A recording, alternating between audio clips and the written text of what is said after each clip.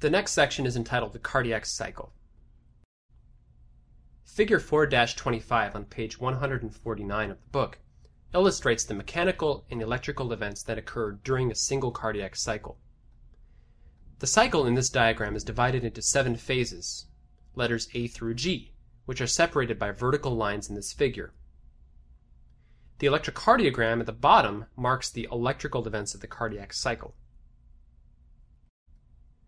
The left ventricular pressure and volume, aortic and left atrial pressures, venous pulse, and heart sounds are all plotted simultaneously.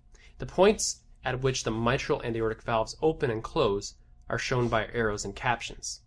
This diagram is very useful because it shows what's happening where in the cardiac cycle and what 2 things or 3 things are happening all at the very same time. This can be a very important learning tool. This figure is best studied vertically, 1 phase at a time, so that all of the cardiovascular parameters in a given phase of the cycle can be correlated, and the ECG at the bottom of the picture can be used as a time and event marker. The cycle begins at the very left with depolarization and contraction of the atria.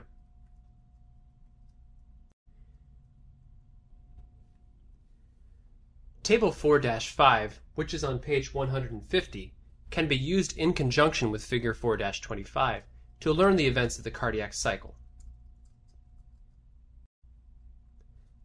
The first phase of the cardiac cycle in this diagram is atrial systole. Atrial systole is contraction of the atrium. Physically contraction, meaning the muscles are contracting in the atrium. It is preceded by the P wave on the ECG.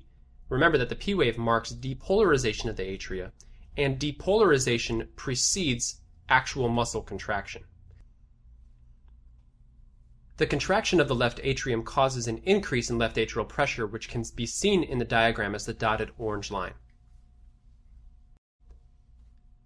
When this increase in atrial pressure is reflected back to the veins, it appears on the venous pulse record as the A wave, and that A wave can be seen on the venous pulse towards the bottom of the diagram. The left ventricle is relaxed during this phase, and because the mitral valve, which is again the AV valve of the left side of the heart, is open, the ventricle is filling with blood from the atrium even prior to atrial systole. Atrial systole causes a further increase in ventricular volume, as blood is actively ejected from the left atrium to the left ventricle through the open mitral valve. The corresponding blip in the left ventricular pressure reflects this additional volume added to the ventricle from atrial systole. And you can see that also at the top of the figure. The fourth heart sound, which is S4, which is not audible normally in adults, although it may be heard in ventricular hypertrophy, where ventricular compliance is decreased. When present, the S4 coincides with atrial contraction. That's why we call the S4 an atrial gallop. The sound is caused by the atrium contracting against and trying to fill a stiffened ventricle.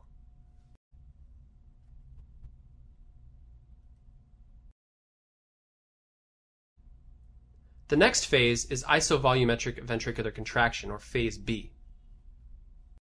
Isovolumetric ventricular contraction begins during the QRS complex, which represents the electrical activation of the ventricles.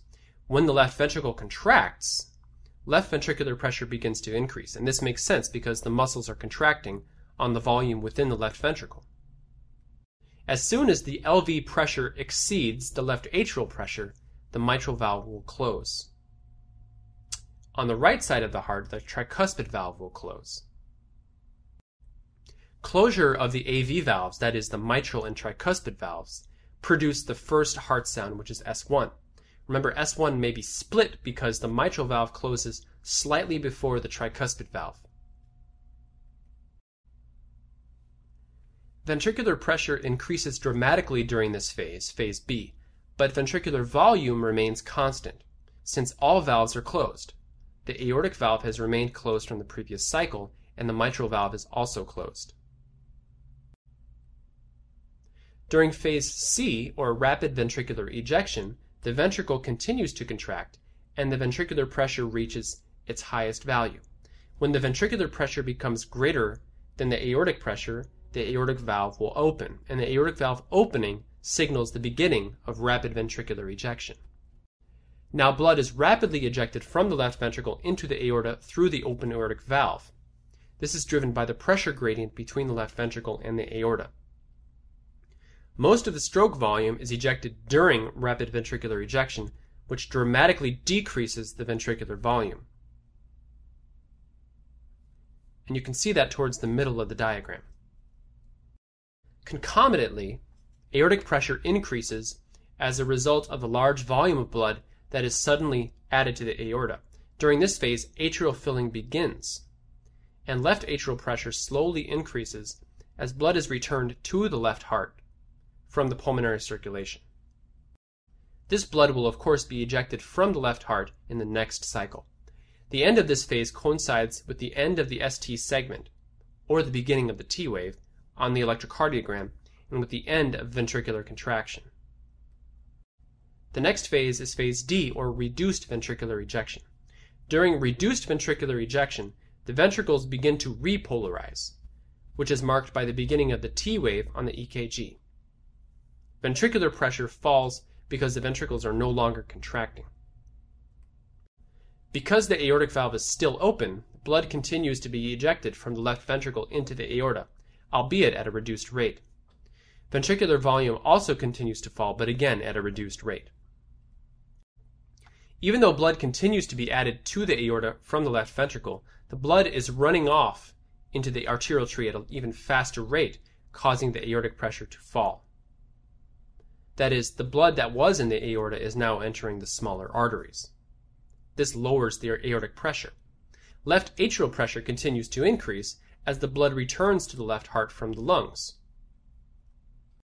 The next phase is phase E, which is isovolumetric ventricular relaxation. Isovolumetric ventricular relaxation begins after the ventricles are fully repolarized, marked by the end of the T wave on the EKG. Because the LV is relaxed, the left ventricular pressure decreases dramatically. When the LV pressure falls below the aortic pressure, that is when the aortic valve closes, and aortic valve closure is the beginning of phase E. The aortic valve closes slightly before the pulmonic valve, which produces the second heart sound. The combination of A2 and P2, A2 being the closure of the aortic valve, and P2 being the closure of the pulmonic valve, together produce the second heart sound. Inspiration delays closure of the pulmonic valve, and this is because inspiration increases transiently venous return. This increased venous return causes a transient increase in the amount of blood on the right side of the heart, which delays the closure of pulmonic valve. This causes a splitting of the second heart sound during inspiration. The pulmonic valve closes distinctly after the aortic valve, which is a physiologic split S2. Splitting occurs during inspiration because the associated decrease in intrathoracic pressure produces an increase in venous return to the right side of the heart. The resulting increase in right ventricular end diastolic volume causes an increase in the right ventricular stroke volume by the Frank-Starling mechanism and prolongs the right ventricular ejection time. It takes longer for the right ventricle than the left ventricle to eject. That is because transiently the right ventricle has more blood than it normally does. The prolongation of the ejection time delays the closure of the pulmonic valve relative to the aortic valve. This causes a delay in P2. The next phase is phase F.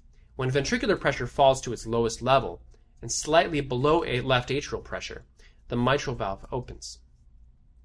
Mitral valve opening signals the beginning of phase F.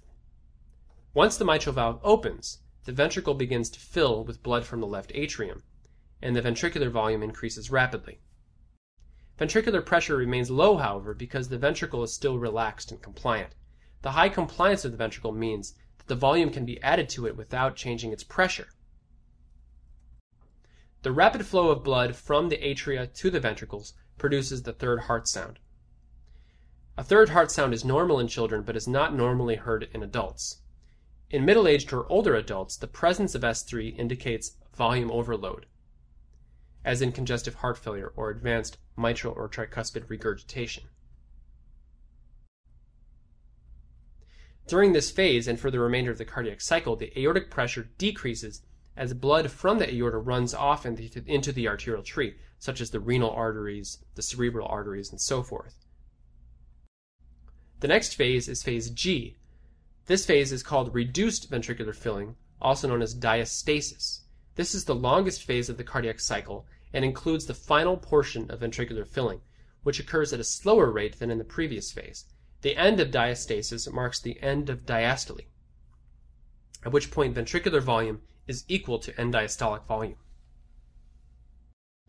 Changes in the heart rate alter the time available for diastasis, since it is the longest phase of the cardiac cycle. For example, an increase in heart rate reduces the time interval before the next P wave, that is, the next cycle, and reduces or even eliminates this final portion of ventricular filling. That is, the faster the heart goes, the less time there is for ventricular filling. If diastasis is reduced by such an increase in heart rate, ventricular filling will be compromised, end diastolic volume will be reduced, and as a consequence, the stroke volume also will be reduced. Remember the Frank-Starling relationship.